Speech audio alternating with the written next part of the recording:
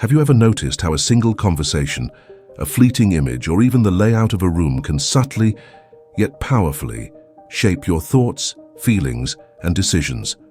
It's as if the world around you is constantly whispering suggestions, nudging you in one direction or another, often without you even realizing it.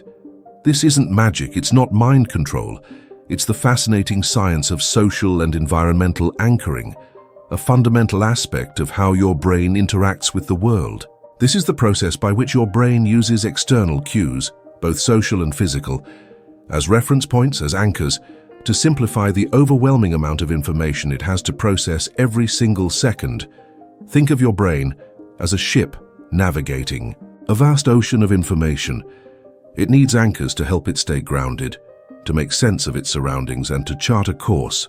These anchors can be anything from the expressions on people's faces to the colors on the walls, from the tone of voice someone uses to the background music playing in a store. They provide context, they offer shortcuts, and they allow your brain to make quick judgments without having to consciously analyze every single detail. But, and this is a crucial but, these anchors, while helpful, can also lead you astray. They can bias your perceptions, influence your choices, and even alter your behavior in ways you might not expect or even want. Let's start with the social aspect, the human element. Imagine you're in a meeting and someone proposes a new idea. If the most respected person in the room immediately endorses it, how likely are you to agree, even if you have some reservations? Or, conversely, if that same person immediately dismisses the idea, how likely are you to speak up in its defense? This is social anchoring in action. Your brain, wired for social connection and acceptance, uses the opinions and behaviors of others, especially those you perceive as authoritative or influential, as anchors for your own judgments. This susceptibility to social influence stems, in part, from a fascinating set of brain cells called mirror neurons. These neurons fire both when you perform an action and when you observe someone else performing that same action. It's as if your brain is internally simulating the other person's experience, creating a sense of empathy and understanding. This is crucial for learning, for imitation, and for social bonding. You learn to speak by mimicking the sounds your parents make. You learn to walk by watching others walk. You learn social norms by observing the behavior of those around you. But this incredible ability to learn through observation also makes you vulnerable to social influence. Mirror neurons don't just help you understand others, they can also lead you to unconsciously adopt their behaviors, their beliefs, and even their emotions. This is the basis of social conformity, the tendency to align your thoughts and actions with those of the group, even when it goes against your own better judgment. Think about the classic Asch conformity experiments conducted back in the 1950s. Participants were shown a line and asked to match it to one of 3 comparison lines. The task was incredibly simple. The correct answer was obvious. But here's the catch. The participants were placed in a group with several other people who were actually confederates of the experimenter, meaning they were in on the experiment. These confederates were instructed to unanimously give the wrong answer. The results were astonishing. A significant percentage of participants conformed to the majority opinion, even though it was clearly incorrect. They ignored the evidence of their own eyes and went along with the group. Why? Because the pressure to fit in, the desire to be accepted, the fear of being different, these powerful social forces acted as anchors, overriding their own perceptions. This wasn't about visual perception. It was about the power of social influence, the deep-seated human need to belong. This need for belonging is not a weakness. It's a fundamental part of being human. We are social creatures, and our survival, throughout evolutionary history, has depended on our ability to cooperate, to form groups, and to adhere to social norms. But in the modern world, this innate tendency can be exploited, often unintentionally, but sometimes deliberately. Consider the phenomenon of groupthink, where highly cohesive groups prioritize consensus over critical thinking. This can lead to disastrous decisions, as dissenting opinions are suppressed and alternative perspectives are ignored. The desire for harmony within the group becomes the anchor, overriding the need for sound judgment. Now let's shift our focus from the social to the environmental. The physical world around you, the spaces you inhabit, the objects you interact with. These too act as powerful anchors, shaping your thoughts, feelings, and behaviors in subtle yet profound ways. Think about the design of a casino. Everything, from the layout of the gaming floor to the absence of clocks and windows, from the carefully chosen colors and sounds to the free-flowing alcohol, is designed to keep you engaged, to keep you gambling, to keep you spending money. The environment itself acts as an anchor, promoting a state of mind that is conducive to risk-taking and impulsive behavior. Or consider the subtle influence of color. Studies have shown that the color red can increase your heart rate and make you feel more alert, while the color blue can have a calming effect. Restaurants often use warm colors like red and yellow to stimulate appetite, while hospitals often use cool colors like blue and green to promote relaxation. These are not just aesthetic choices. They are deliberate attempts to influence your mood and behavior through environmental anchoring. The concept of priming further illustrates the power of environmental cues.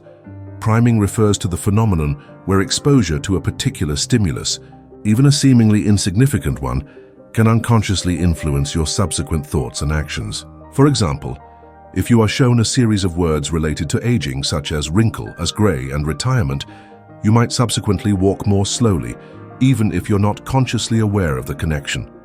The words have activated a network of associations in your brain, subtly influencing your behavior. This is not to say that you are a puppet on strings, completely at the mercy of your social and physical environment. You have agency, you have free will, you have the capacity for critical thinking. But understanding the mechanisms of anchoring, recognizing how your brain is constantly being influenced by external cues, is the first step towards developing greater autonomy, towards making more conscious and deliberate choices. One of the most powerful ways to mitigate the negative effects of anchoring is to become more aware of your own biases. Everyone has biases. They are a natural consequence of how your brain processes information. But by acknowledging your biases, by actively questioning your assumptions, you can begin to counteract their influence. Another strategy is to diversify your sources of information. Don't rely solely on the opinions of your immediate social circle.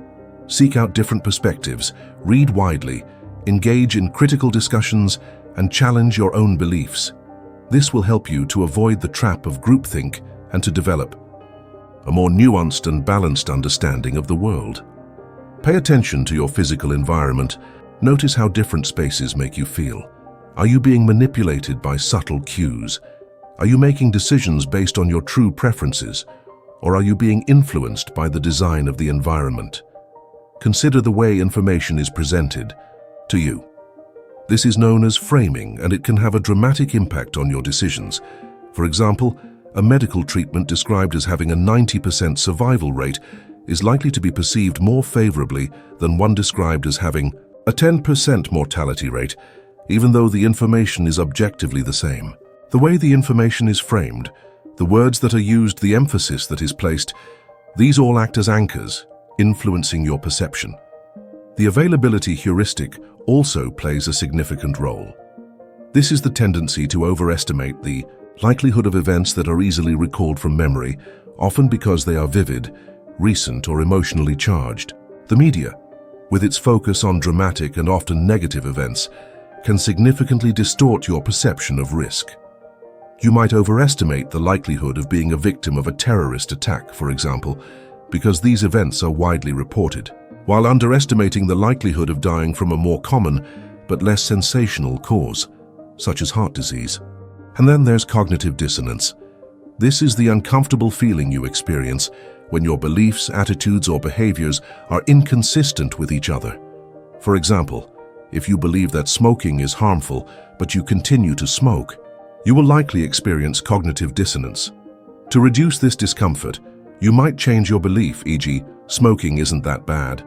Change your behavior, e.g., quit smoking, or rationalize your behavior, e.g., I only smoke socially. The social environment can significantly influence how you resolve this dissonance. If everyone around you smokes, you might be more likely to rationalize your behavior than to quit. Finally, consider social identity theory. This theory proposes that your self-esteem is partly derived from your membership in social groups. You tend to identify with groups that you perceive as positive and to distance yourself from groups that you perceive as negative. This can lead you to adopt the norms and values of your in-group, even unconsciously, and to discriminate against members of outgroups. This is another powerful example of how social anchoring shapes your behavior. So, what's the takeaway from all of this? It's not about becoming paranoid or distrustful of everyone and everything around you. It's about becoming more aware, more mindful, more intentional in your interactions with the world. It's about recognizing that your brain is constantly being influenced by external cues and that you have the power to choose which anchors you allow to guide you. It's about cultivating a healthy skepticism, questioning your assumptions, and making conscious choices that are aligned with your values and goals. The world is a complex and fascinating place, and your brain is an incredibly powerful instrument for navigating it. By understanding the mechanisms of social and environmental anchoring, you can harness the power of your brain to live a more fulfilling, more authentic, and more meaningful life. You are not a passive recipient of external influences. You are an active participant in shaping your own reality. Remember that. The power to choose your anchors, the power to shape your own perceptions, the power to create your own reality, that power lies within you.